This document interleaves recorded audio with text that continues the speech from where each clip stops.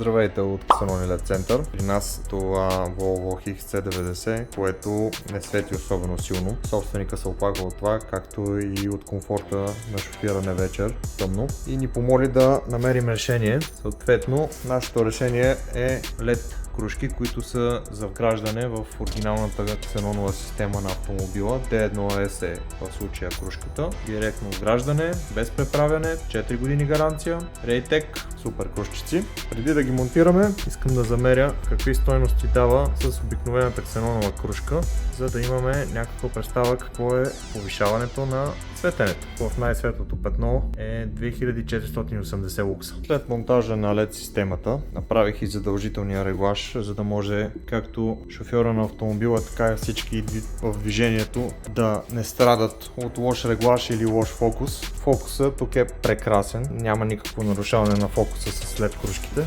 Е време да измериме какво се случва. Преди измерихме 2000 и нещо лукса, а в случая след кружките на абсолютно същия фар, на абсолютно същата дистанция мериме стойности от 6700 лукса почти, което е 3 пъти повишаване на светенето. Ако искате и вашия автомобил да светне така добре, заповядайте в монтажните ни центрове или може да си поръчате нашите продукти онлайн от сайта ни.